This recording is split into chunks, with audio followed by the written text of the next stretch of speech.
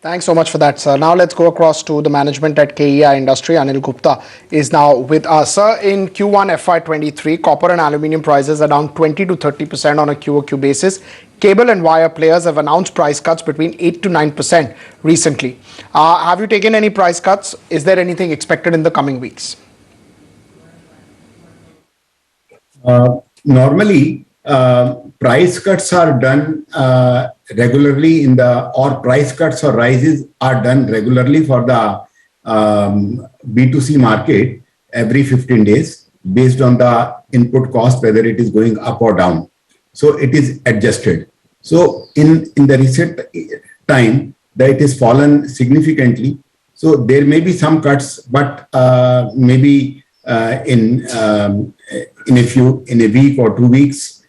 But so far as B2B business is concerned, the new tenders or offers are quoted based on the prevailing prices and the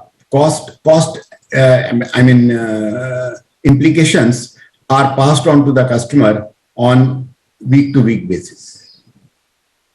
Okay, Mr. Gupta, that point is taken, but what we understand is that fall in these prices usually leads to a quicker destocking when it comes to the inventory. Is that something that you are seeing on the ground? And if you can talk to us about what the channel checks are suggesting.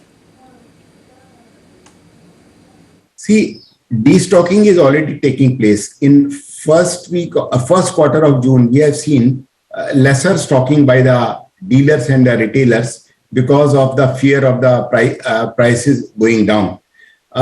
Definitely, we see once this correction is over in this month or so, we feel that the destocking fear will be over and destocking will be carried out quickly throughout the month, and then it will bounce back for the more purchases by the customers or the dealers.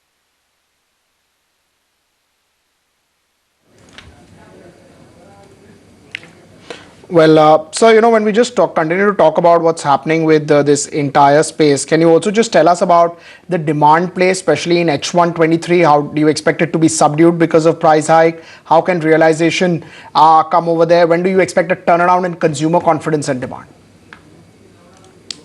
Yeah, we have seen in the first quarter, as the prices were correcting, there was a significant interest in the B2B segment, and the EPC contractors and other direct buyers, they tried to complete their purchases so as to take the benefit of the lower prices. So far as dealers are concerned, it's not that they are not buying. There may be a fall of 10 to 15% in their normal buying pattern on month to month, but they have been buying, and also whatever they could sell, they were stocking, but they were not interested in keeping much stocks. Sir Gupta, that point is taken as well, but wanted to talk to you about the retail segment as well, because the revenue contribution coming in from that has moved up from 30 to 41%. Where is it headed, and what kind of growth prospects does that segment offer? We expect a contribution of around 45% in this financial year coming out from retail business. That means the sales done through the dealer network. So far as investments in retail products are concerned, this year we'll be completely focusing on our existing wires and cables business, and we'll try to push our brand and in the retail to a much more significant level. So far as capex is concerned, we expect to do around 200 crore capex in this year. The details of which can be shared later on once we start building up in next 1 to 2 months. Exports are now about 11 to 12% of the business. What are the triggers for that? Has there been a moderation due to global demand slowdown? We don't see much, slowdown in our customer range. The reason is that we have been focusing on solar projects and oil and gas projects for our exports, and both these segments have shown significant growth potential in going forward. Oil and gas, because of the very high oil prices, leaving good amount of cash with the companies to invest. And also in many countries, the infrastructure is being built and an alternative infrastructure to imports other than Russia. So far as solar is concerned, it is a very strong ongoing investment all over the world, including India.